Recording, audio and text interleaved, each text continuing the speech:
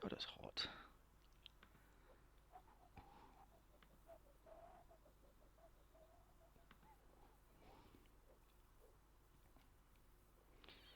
Right. Um,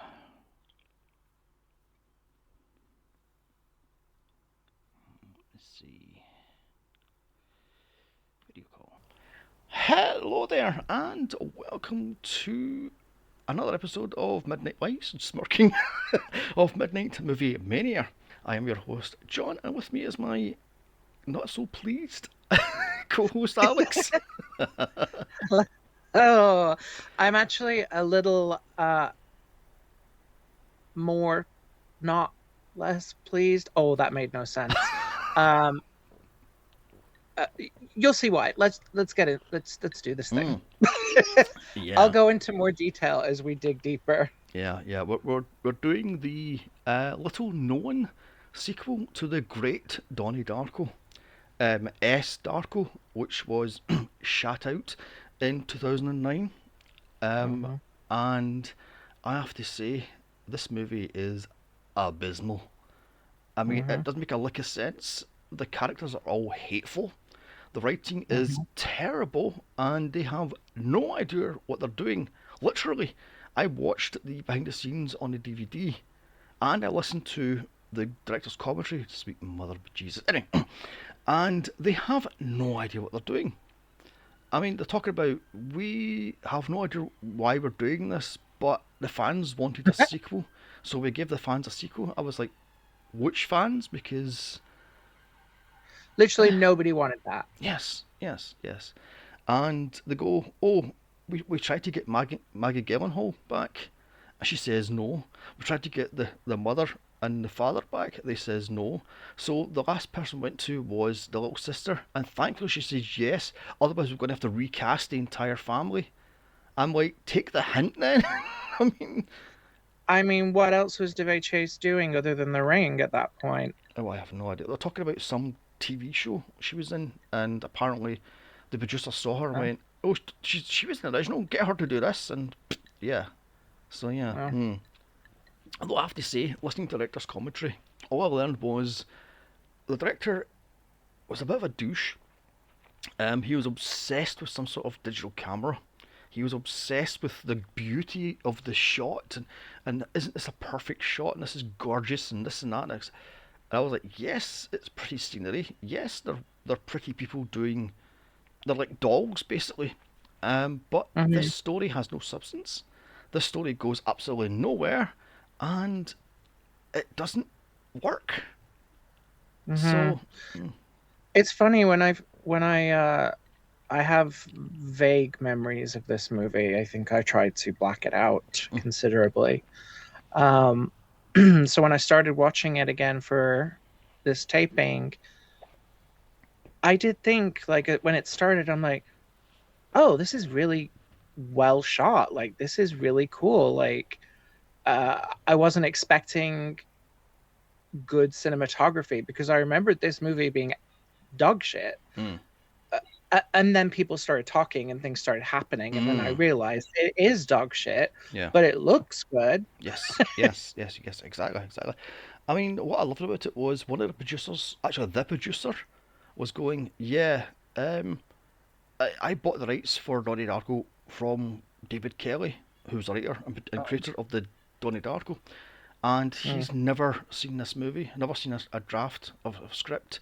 So I have no idea what I'm doing. What I did was I gave the writing process to a quote unquote super fan who watched this movie only 10 times.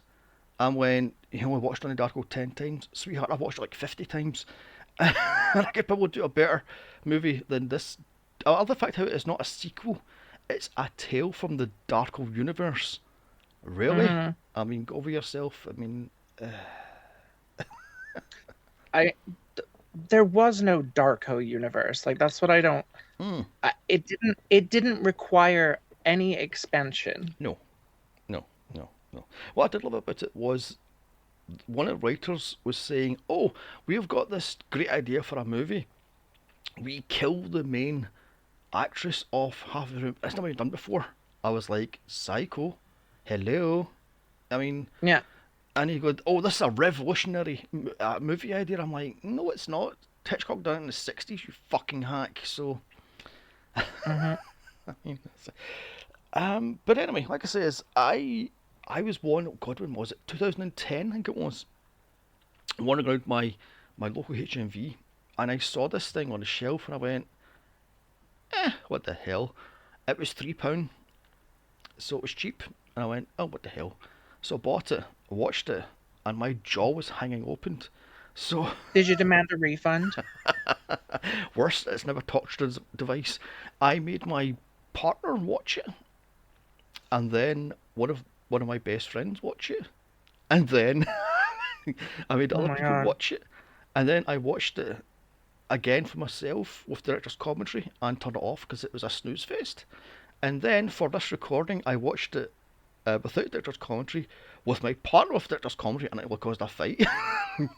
And I gave up watching. I was like, okay, I'm done. This movie is terrible, frankly. So, So maybe the Chase is actually the girl from The Ring, and mm. by you spreading this movie around, you're preventing yourself from being murdered by her. Because that's the only conceivable way that a person would willingly watch this movie more than one time. Mm. Yeah, yeah, that's very true, very true. I mean, I'm looking, right, this is how bad I didn't want to do this review, torturing myself. I've got my notes from my original podcast, which I wrote back in 2016, and Mm. this is what I've wrote way back then. This movie is a definition of a bad sequel. First, they say it's not a sequel, it's a continuation. Then they have at least one original actor back, cut the budget almost in half, actually more than half, because the budget thing was 4 million, and Donnie Darko's budget was, I think it was 12. So Mm. replay the first movie and have a quote unquote fan of the original write it, and finally switch the gender of the lead, and there we have it. We have a bad sequel. So yeah, that's what I. And it pretty much It is essentially a rehashing Mm-hmm. of the original. And I was like, I know I was halfway through because I had it kind of on while I was at work. So, so I didn't want to put the rest of my family through that. Mm-hmm. So I watched half the movie and then I disappeared for lunch and I came back and all of a sudden it was because I didn't mind it. I was like, oh, maybe it's not as bad as I'm remembering because it's not that bad. And then the second half of the movie, I'm like, why is everybody going back in time? Mm. Mm-hmm. Mm-hmm. And it got too convoluted. Mm-hmm. Mm-hmm. Yeah, yeah. Right, I'll quickly do what we always do, nuts and bolts. So, the cast, we have Davy Chase, Brianna Evanga, I think that's her name, Ed Westwick, rather, James Lafferty, and Jackson Rathbone. The plot: years after the event of Donnie Darko, his little sister and a wild child friend are driving to Los Angeles to make their fame and fortune. The car breaks down in a small desert even town, Mm. where they're stuck in a glitch in time and space. So there you have it. Like I say, right off the bat, the cinematography is gorgeous. Mhm. The area that they've picked is beautiful. DeVay Chase is an all right lead, but the rest of it I can't stand. You know, I can't stand the I, wild child best see, friend. I kind of went the other way. I thought she was kind of one note. I mean, maybe that was not a reflection of her ability, but the terrible script Mm-hmm, itself. mm-hmm, Um, I actually quite enjoyed her friend. I thought that she had like different levels to her, and I thought her kind of story arc I liked her story arc up to the point where she dies and goes back in time. mm. mhm, because then it kind of erases all of the good things she did, and now she's just trash again. mhm, mhm. Yeah, yeah, yeah. Like I says, everybody in this movie is highly unlikable. The wild child Yeah. best friend, who's supposed to be the same age as Samantha, no, there's no chance they two are the same age.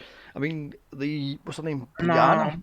looks about what 29 or something like that, and the what's her DeVay name? Chase is supposed to be 17, but she looks 14. Yes, well, that's true. That's very true. Although I do love the fact how there's an interesting part right at the very start as they're driving along the road in what is it? Salt Lake City, is it? They're driving around. I think it is. I'm not sure. Anyway, the desert anyway, and Samantha Darko finds a little windmill thing, a little toy windmill, and she's driving Hmm. along and she puts it out the window and it's blowing away and it snaps out of her hand and gets run over. And what they're trying to say is that's her childhood dead. Her childhood is now Hmm. finished. She's now an adult because she sees in the cloud there's like a unicorn thing. And if you remember back Hmm. from Donnie Darko, she talks about the last unicorn and a poem she wrote, which Donnie took the piss out of. So they say that that's the end of her childhood. She's now an adult. She's thrown away Hmm. the child things. I was thinking, yes, maybe you should have actually ran with that instead of having this weird 4th of July thing and Hmm. fireworks and a meteor's going to destroy the Earth and a desert storm. Iraq, who the hell he was, soldier. Hmm. I mean, I'm going, what the hell? So yeah, yeah, yeah. I mean, and having a skeezy priest or maybe priest or a minister, and I was like, so, Yeah, as soon as you see the pastor, it's like, okay, well, he's clearly a pervert mm, of some mm, description. Like, they didn't try and hide that. no, no, Whereas, uh, I I guess the comparison in Donnie Darko would be Patrick Swayze's character. yes, yes, It wasn't clear that he was necessarily a pedophile mm, from the get go, whereas it was very obvious. Like, it mm, was too mm, on the nose. yeah, yeah, yeah.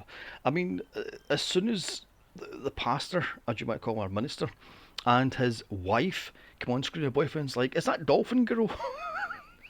he Mm-hmm. he knows her from Showgirls, the infamous sex scene in Mm-hmm. Showgirls. He calls her Dolphin Girl, Yes. and I was howling with laughter. I was like, "Oh Jesus!"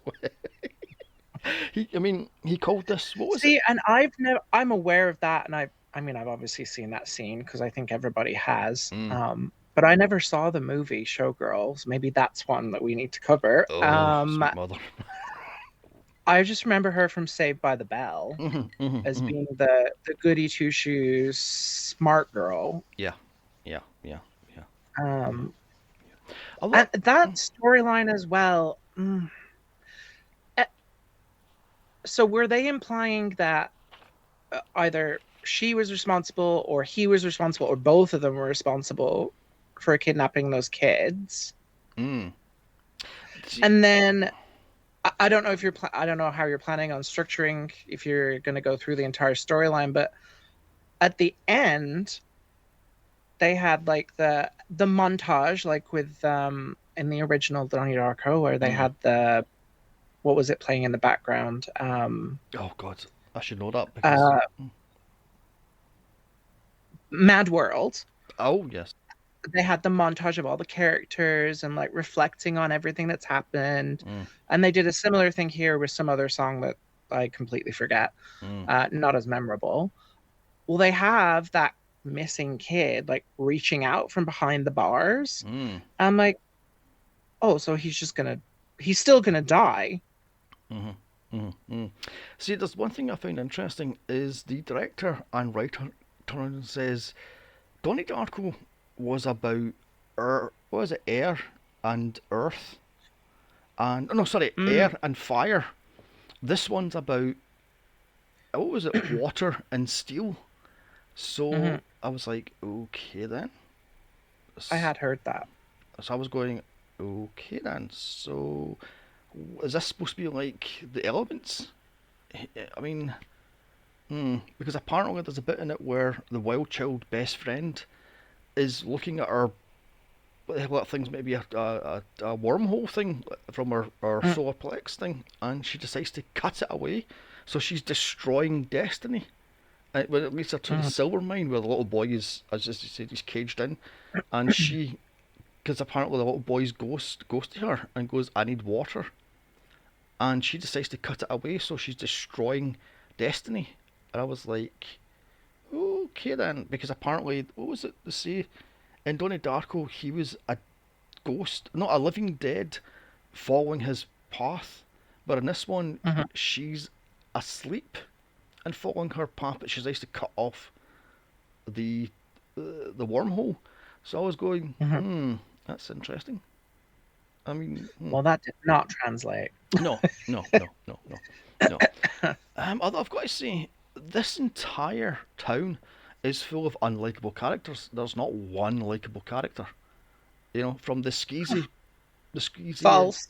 yeah, well, from this, The waitress, well, I suppose, from Miss this, Watermelon. gotcha, yeah. Oh, by the way, what were the pills that they had at the very start of the movie? She goes, "Oh, I've only got 2 pills left." What were they pills? Were they I'm gonna ecstasy assume tablets? like ecstasy. Yeah, I see. Because, breakfast. mm, because my boyfriend says they were ADHD tablets, and I goes, "No, they weren't, because this is supposed to be 1995, and they were. That wasn't diagnosed until the early noughties." So, that's another thing I don't get. This is supposed to be set in '95, so why are they all Mm. dressed like it's the '60s? I never got that. I mean, I know the '60s were big in the Well, '90s, but everybody seems to be wearing this stuff. It's like, hmm, they were dressed very appropriately for a small town in the middle of nowhere. yeah, In my but based on what I've seen living in Canada, it's pretty on brand. okay, okay, okay. Like I says, I was going to go through this thing, these extensive notes, but I think I'll bother because I mean, right then. What else is going to talk about there? So we have the space geek guy who Mm. I didn't like at all. I want please somebody punch him. He was a complete skis merchant. I mean, like I said, everybody in this town is a complete skis. There's barely Mm. any nice people.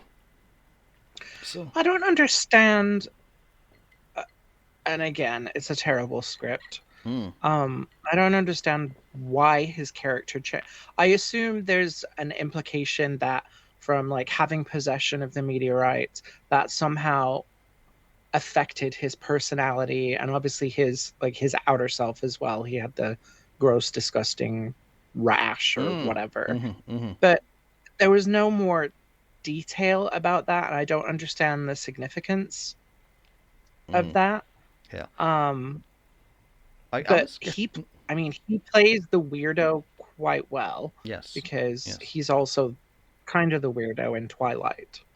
That's another thing that bugged me was the director was crowing on the director's commentary. Oh, we got these people before they were famous. We have such a person before he was in this and that and this, and I was like, we get it. You got Mm. these people just before they became uber famous, and it was really getting on my. I was like, you are so annoying. Would you shut up about your camera? Shut up about the fact you got him before you and she was before they were and this that next thing and oh my god. How does he explain Elizabeth Barkley? Because she's definitely not famous anymore. Yeah, they say that they got her on the cusp of her second wind to fame. I was like, Mm. was it? Because it's 2009. No, her second one was Showgirls was a Showgirls. flop. Yeah, and that was I mean, 1990 at the time, something. it's kind of a cult classic now, Mm. but it was a flop then. Mm-hmm. Yes, yes. I mean, I'm going, And he kept on talking about the stone, sorry, no stone, the metal Jesus, and how he wanted to buy Mm. that from the artist. And the artist wanted something like $55,000 for it. I'm like, you've got to be shitting me from scrap metal. How Mm. about no? I mean, hmm. Mhm. It's just ridiculous. Like I says, I gave up on the director's commentary about 40 minutes in because I just couldn't take the douche. The Mhm. smugness in the douches was oozing on off the screen. I'm like, no, these are annoying. Piss off. And as I say, Mm-hmm. it just kept on going on about, oh, this camera shot is gorgeous. This was this camera shot, and I had all this B-roll stuff as Samantha's running around the lakeside, and it's all gorgeous and this and that, blah blah blah. And I was like, Mm-hmm. shut up! You are. It just annoyed me. I will say, I made a note of this. This movie may have given me one of my favorite new phrases that I'm going to use moving forward. Mm. I can't remember the situation, but he asks Samantha something, and her response is, "Till farts taste like cherries." And I think that might be the best line from the whole movie for me. Mm. Yes, it may actually be actually. Yeah, yeah, yeah. Although I've got to say, this is supposed to be 1995, right? Now there's a Mm. 4th of July pool party thing or pre 4th of July pool party, what the fuck that thing was. Mm. Where they have the whole coming in and it stops and reverses back, and again it stops and reverses, and I'm like, what the fuck's going on here? Anyway, Mhm. um, and they've got teenagers, I'm guessing, sniffing glue out of paper bags. I'm like, this is not 1986, it's 1995. Shouldn't it be doing, I don't know, weed? I think that's still a thing. Is it? Oh my god. Mhm.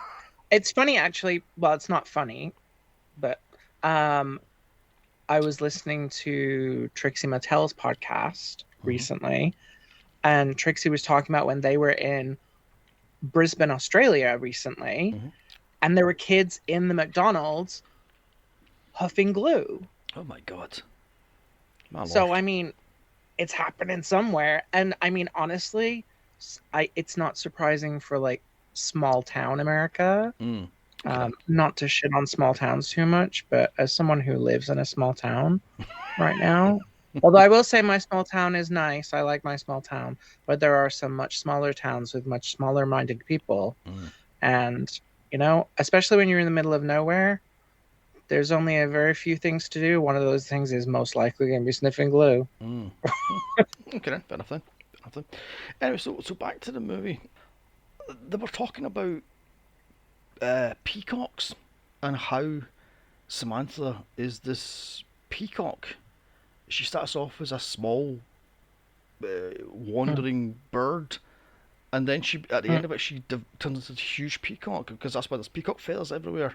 Where she pulls out the TV and stuff, and I'm going, Oh, oh, what? Shouldn't you have been swan then? From an ugly duckling to the beautiful swan? Not peacock. I mean, peacocks are vicious, nasty uh, creatures that are show I offs. didn't get that either. Like at no point did that metaphor come across to me. I even wrote in my notes. I'm like, why is she pulling a feather out of the television? Yeah, Like, I don't understand the significance of the feather, and that's never really explained. no, no. It's only explained in director's commentary. I'm like, by the way, you're aware that the female peacocks don't do the whole tail thing? That's the male. To do it off to show off and also to as a fighting stance.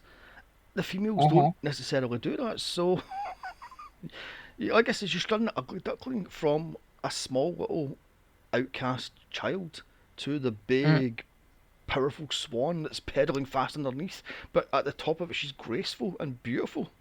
That would have been a better Hmm. metaphor, but you picked peacocks. I mean, Although, does that even? I don't see her character as being like a small outcast child that grows into this like strong whatever. mm, I kind of see her as being the reverse. Like in the original movie, she was like in the what is it, Sparkle Motion, mm, mm, the mm, dance troupe, and she's like she seems like she's popular. She has like a yeah. good group of friends, da da da da. And now she's just kind of this wandering weirdo Mm. That's what I love about. outcast. Yeah, that's what I love about this one. They drop a line saying that, "Oh, my mom's an alcoholic.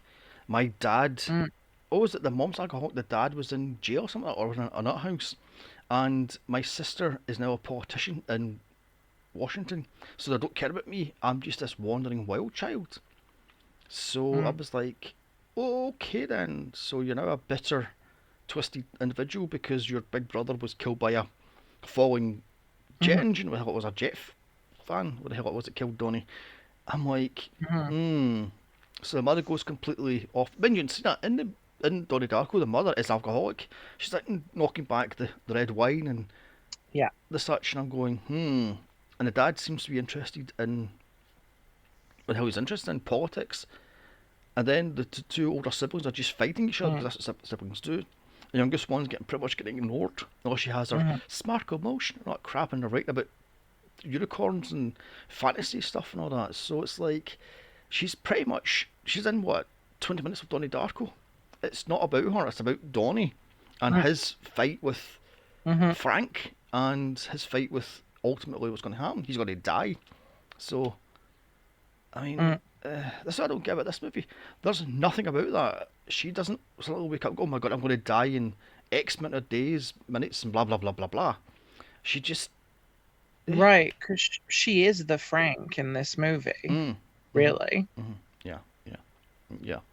I mean, Justina, if you notice the dress she's wearing, the ghost Samantha that goes to Iraqi Jack, Mhm, she's quote unquote wearing the peacock dress, which I've got to say is a beautiful dress. But that's the only wink, a nod, and suggestion she's a peacock. Is that mhm. gold dress sort of thing. Oh, So that didn't read as peacock either. yeah, exactly. I'm going. That's your only acknowledgement of a peacock is that one dress, which, as I said, don't get me wrong, is a beautiful dress. But I'm like, where's the peacock? So Yeah. yeah, yeah. I mean, what I don't get is the wild child best friend goes from being a complete bitch, right, selfish, Mhm. nasty bitch, to like the savior, and then it just reverts back. As you said Yeah. earlier, what was the point in her arc and reverse arc? I mean, it's like, That really bothered me because I actually thought that was really good and I mean well done in the context of this movie. It was well done. mm, Um, but then yeah, it feels like to completely reverse all of that. It's kind of like why like you've redeemed this character, mm-hmm, but then you said no, just kidding. mm-hmm, She's still shit. mm-hmm, mm-hmm. Yeah, I don't get that. I mean, they have all these supposed arcs, like Iraqi Jack was supposed to die the Hmm. night the meteor hit, but Samantha, the ghost Hmm. Samantha, saved him to warn the town of impending doom. But ultimately, nobody listening because he's completely insane, PTSD driven. And I'm going, Hmm. right. Well, where's his Hmm. thing? Is he's the savior of the earth sort of thing? I'm going, and I doubt one little I don't know comet thing, only a comet, an asteroid would destroy the planet. Would destroy that town, yes, but would it destroy the planet? I mean, depending on the size of it, yes. But that would look like a particularly small asteroid. So would that destroy the Hmm. planet? No. Yeah, I didn't really get that because I mean, in Donnie Darko, it, it really wasn't the end of the world. It was the end of his world, Mhm. I Mhm. guess, Mhm. is what it was getting at. Mhm.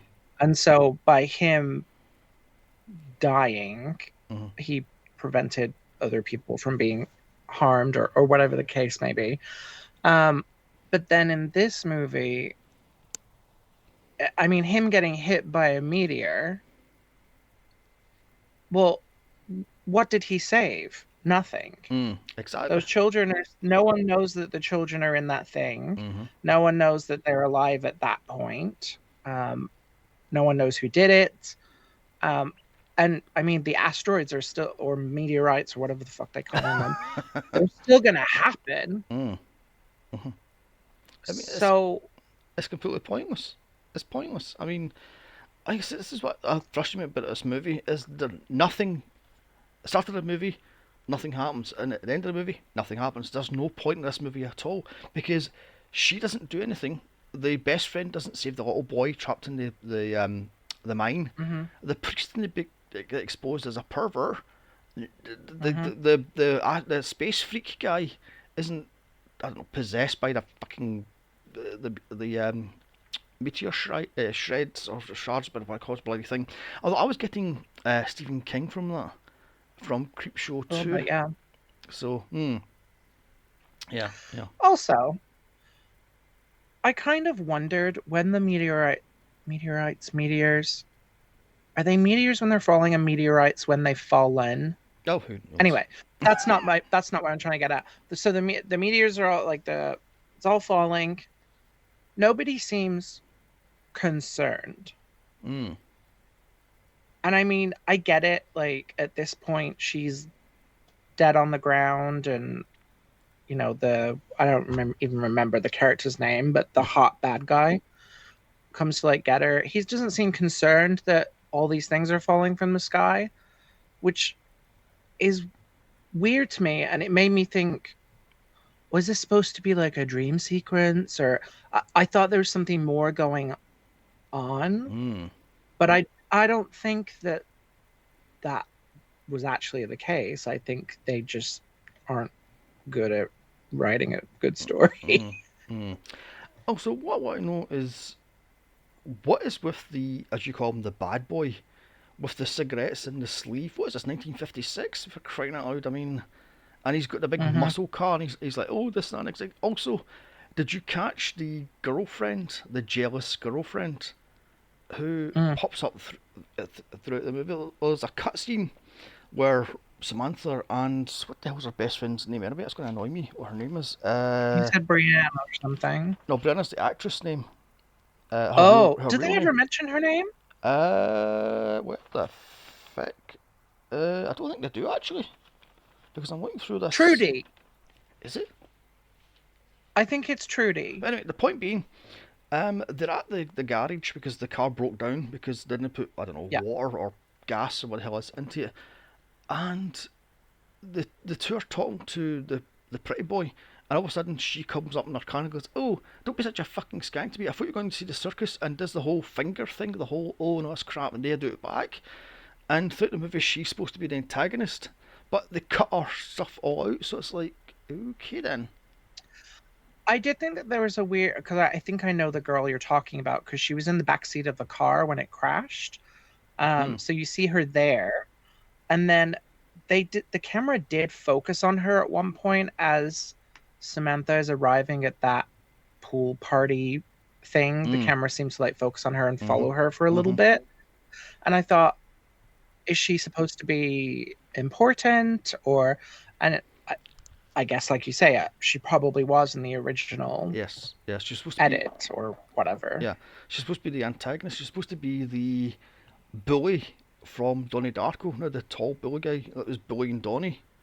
I think he was supposed to be that, but Mm. ultimately they cut her out of it. I'm like, what was the point of having this? I mean, Hmm. also did it explain Samantha sleepwalks? Because I don't think they mentioned that at all. She just wakes up at random places, like under the bridge.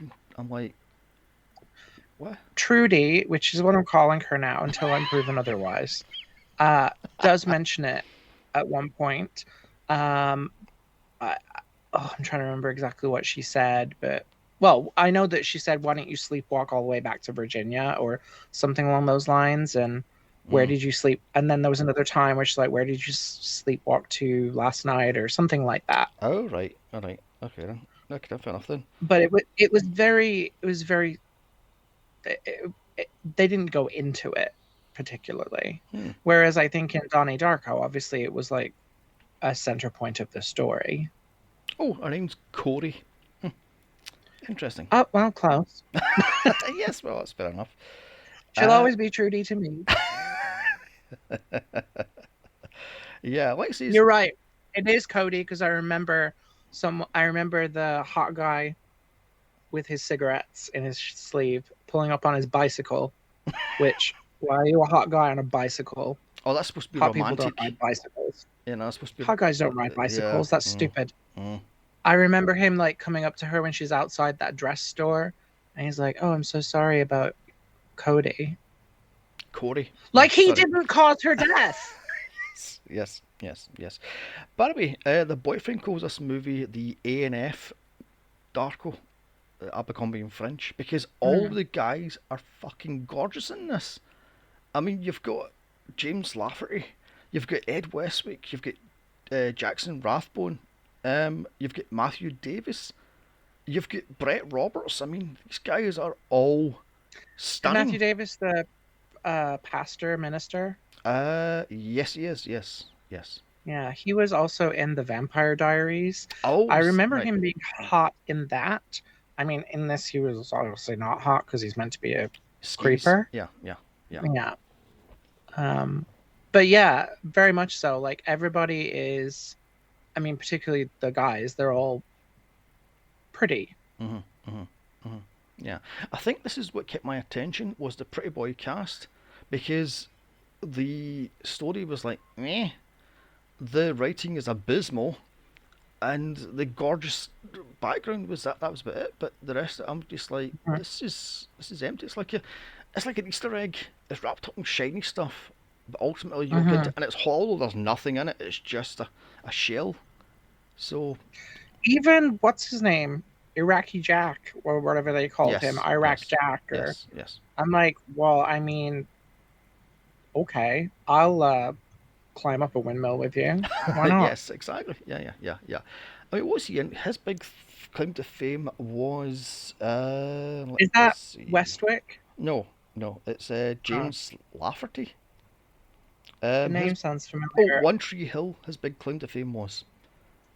Oh, I never saw that. No, neither did I. But my boyfriend went, "Oh my god, that's him from One Tree Hill, and that's him from blah blah blah." I was like, "That's nice." Hmm. Wait, was Westwick the bad boy? Yes, yes, yes. What was he in? His claim to fame is Gossip Girl, Oh, okay. which I never watched, so meh. Never seen that either. No, so his big claim to fame was Gossip Girl. Oh, Um, perhaps our gay cards need to be taken away. yeah, oh, who cares? I mean, it's oh my god, the One Tree fucking Dawson's Hill. Who gives a crap? I mean, it's like, ugh. And Jackson Rathbone's big claim to fame was Twilight. Twilight, or as I call it, Twishite. Oh, and The Last Airbender. Oof, I have a secret love for Twilight. oh dear God. It's terrible, but I enjoy it. Mm, I like mm, that kind of terrible. mm. Okay, I'm vetoing it. No, we're not covering Twilight. It has been vetoed. Nope. I feel like you're secretly Team Jacob. What one's Jacob? Is that the werewolf? Yes, the hot werewolf. I mean, Mm, they were all hot, yeah, exactly. Yeah. Let me see. but no Yeah. body hair. Oh yes, yes, yes. You Sadly, can't be a werewolf and not have body hair. sadly, We're going way off topic. yeah, yeah, yeah. Sadly, I have seen two of the Twilight movies, and I've actually read the Twishite books. Much better, by the way. There's a parody book out there called Twishite, Twishite Breaking Yawn, Mm. and various other, and I've read them. They're hilarious, by the way. Never read any of the Twilight books. I only watched two of the, what is there, five, six movies? I have no idea. Uh, yes, 5 movies. The fourth movie is split in two. Oh, right, yeah. I mean, I've seen the terrible CGI baby, and I was like, oh my god, kill it with Earth's fire. Lord, that baby is destroyed. Hmm. But yeah, I have no idea. All I know is it's a bunch of shirtless vampires that sparkle in the sun, and they're all, again, gorgeous things, and they're killing people, and the speed thing, and the horrible jackets, and the, oh, please. Oh, the boyfriend calls her Shovel Face, by the way. Because it looks like she's been whacked in the face with a shovel. There's absolutely no, like, emotion. So he calls her Shovel Face. It was like she's been whacked in the face. It's like we're way off topic. I'm going to get so much crap for shitting on Twilight, but hell. Well, I love it, so I don't want any crap. Mm. Well, bring it here. Anyway, where was I now? We talked about her sleepwalking. Oh, the car crash, which they were crowing about on the director's commentary. How this is one of the greatest car crashes ever filmed. I was like, was it? I mean, Clearly, you haven't seen Final Destination. How? mm, mm. What was so special about it? Because they say that it was a manual car crash because they actually had a thing on, like, I can't remember what they're called now, but their wheels, and they were manually spinning it. They had grips spinning the car. I'm like, right, so Oh, that makes it a greatest car crash. I'm like, okay then. Mm, I it's mean, like they applied so much sparkle to this movie in terms of let's do the manual car crash, let's do the amazing cinematography, mm, let's put all these beautiful people in it, but mm-hmm. then it all falls apart because the structure makes no fucking Yeah, sense. yeah. And nothing in the movie makes any difference either. Like in Donnie Darko, Donnie exposes Mm. the shyster, what the hell he was, what the hell was he? Make your life feel better, sort of thing. Life coach, I was looking for. How he was a pedo and stuff like that. And he exposes various other things. And in this, what happens? It just reverts back to where it should. I'm like, okay then. I mean, oh my god. And the 4th of Hmm. July stuff is brought up a few times. I'm like, but there's nothing really in this. It's just like, yeah, there's a 4th of July. For saying that they're in small town America, there's nothing in this movie that says 4th of July to me. Mm. Yeah. I mean, I know there's a few posters and there's a big. When I know for a fact it would be all anybody was talking about. There'd be Mm, American flags everywhere, hmm and it was just none of that. I also thought it was interesting that we watched this movie in the same kind of time frame as the 4th of July. yes. I mean, that was my It's master. almost like it was planned, but it wasn't. Actually, was I? This is my master plan. Have this out by the 4th of July.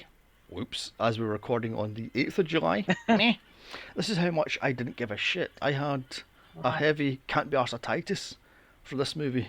So, eh.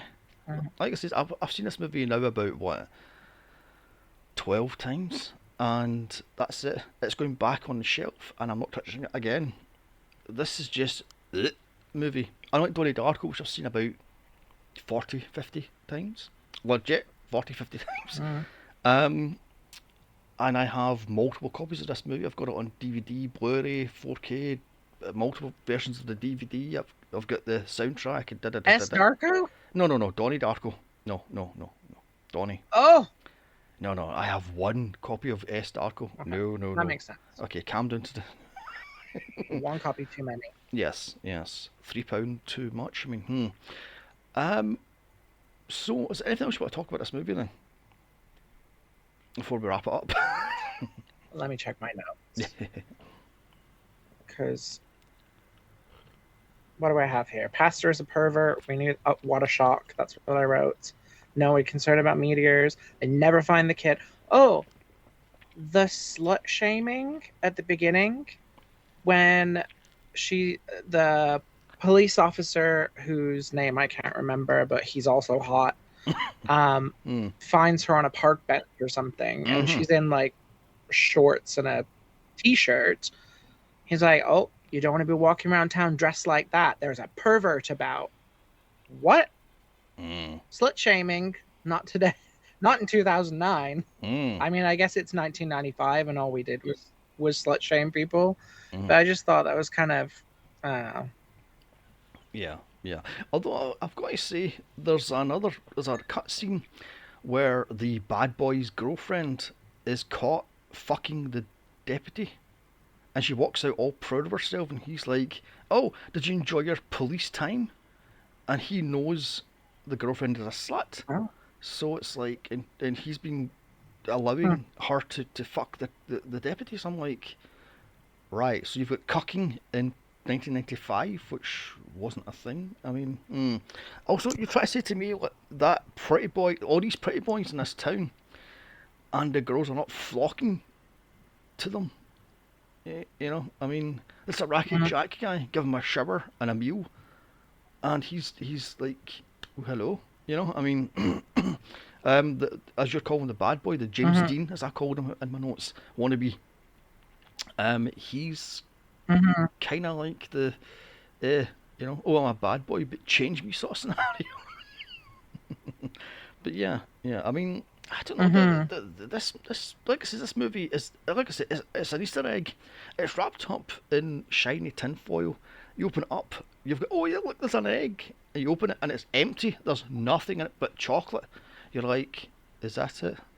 Ooh, it's a fart in the wind sort of thing. That cheap, Mm. nasty Easter egg chocolate Yes, too. yes, yes. And even the good chocolate is the nasty chocolate that sticks to your roof of your mouth and tastes like shit. Yeah, that chocolate, So, ugh, yeah, yeah, yeah, yeah. So, is there anything else you want to talk about then? Uh, I think I've said more than enough Okay then. about this movie that ever needs to be said. Okay then. Okay then. So let's wrap this up then. Would I watch again? No. Would I recommend? It depends on what mood I'm in, but seriously, no. It depends if the person's a complete asshole. Yes, watch it because it's as great as Donnie Darko, but seriously, no, I wouldn't recommend this or watch it again. What about yourself?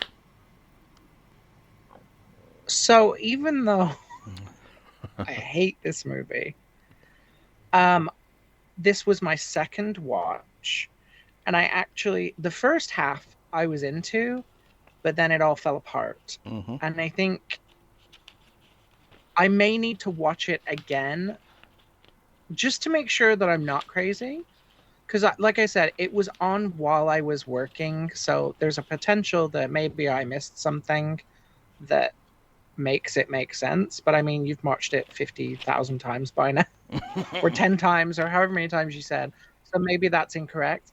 But I know that my husband has yet to see it, and he keeps telling me he wants to see it so fucking bad.